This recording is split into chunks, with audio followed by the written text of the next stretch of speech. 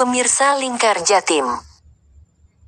Dari sudut pandang sejarah budaya Madura disebutkan bahwa Carok dilandasi persoalan harga diri. Kesepakatan duel 1 lawan 1 mendapat restu dari keluarga kedua belah pihak hingga tentang keikhlasan. Ini diperkuat oleh hasil riset Latif Wiyata yang menyebutkan bahwa sebenarnya terjadinya Carok itu 90% karena harga diri.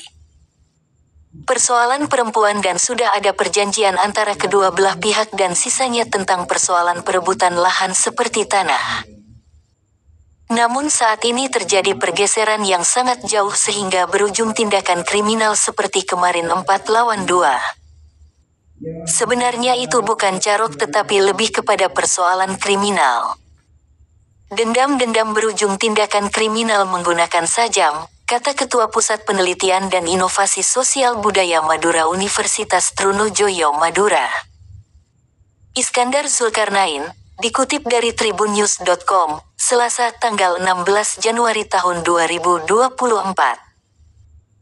Carok sekarang bukan lagi persoalan harga diri, tetapi nuansanya juga sudah bergeser lebih ke persoalan politik bahkan hanya sekedar perebutan kekuasaan. Fenomena Carok sekarang dilakukan dari belakang, bergerombol membunuh 1 orang. Dari perspektif sejarah budaya Madura, itu sebenarnya bukan definisi Carok, ungkap Iskandar. Dikatakannya, ada kepercayaan masyarakat Madura zaman dulu bagi pihak yang salah dan akhirnya kalah dalam duel Carok maka tidak ada dendam.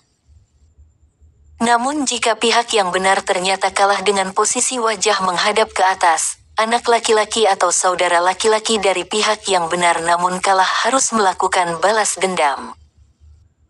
Apabila pihak yang benar meninggal dengan wajah menghadap ke bawah atau dengan tubuh tersungkur, itu berarti sudah ikhlas dengan kekalahannya.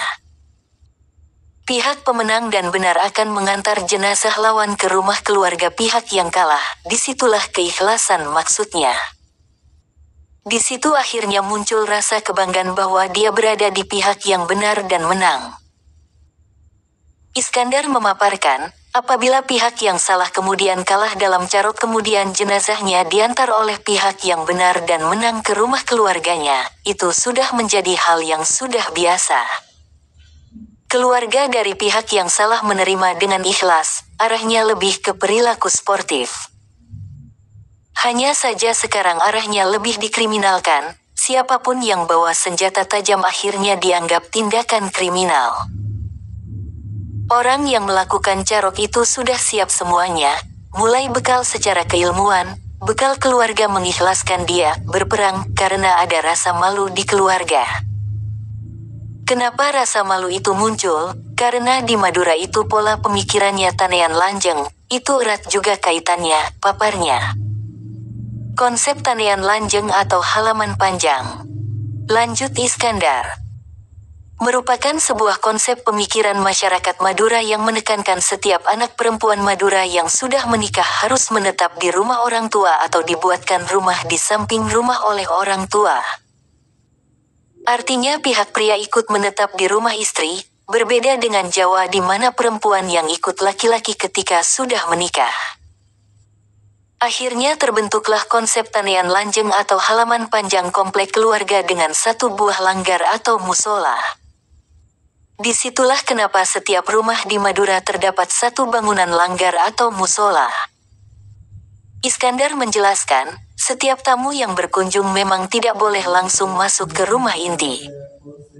Langgar atau musola selain tempat ibadah juga sebagai tempat untuk tamu dengan harapan menghindari terjadinya perselingkuhan atau main mata. Ketika seorang perempuan dinistakan, disitulah perasaan malu atau aib bukan hanya ditanggung suami namun sudah mengusik harga diri keluarga besar. Jadi para anak perempuan meski sudah menikah harus kumpul dengan orang tua, tidak lepas. Karena itu, Carok hingga saat ini masih kuat terjadi meski sudah jauh mengalami pergeseran dari arti sebenarnya, tuturnya. Disinggung terkait perihal apa saja yang bisa mengikis fenomena Carok. Iskandar menyebutkan peran Kiai sangatlah kuat dalam memberikan pemahaman. Bahwa membunuh orang baik itu dalam asumsi benar atau salah merupakan tindakan yang tetap perlu dipersalahkan atau merupakan tindakan berdosa. Pemerintah, lanjutnya, juga mempunyai peran besar untuk menumbuh kembangkan kesadaran masyarakat melalui pendidikan. Apabila derajat pendidikan di Madura masih rendah dan masih banyak masyarakat buta aksara dan kemudahan mendapatkan akses informasi terkait pelanggaran hukum masih sangat terbatas, maka berakhirnya fenomena terjadinya kekerasan menggunakan sajam tidak akan pernah berakhir. Sehingga yang terjadi, melakukan pembunuhan itu masih dianggap sebagai tindakan kriminal biasa, padahal itu bisa dipenjara seumur hidup. Peran aparat kepolisian, kejaksaan, dan hakim juga harus diperkuat. Bukan kemudian ada main mata terkait vonis hukuman yang menyebabkan indeks kepercayaan terhadap aparat penegak hukum menurun. Sehingga kekerasan akan terus berulang, pungkasnya.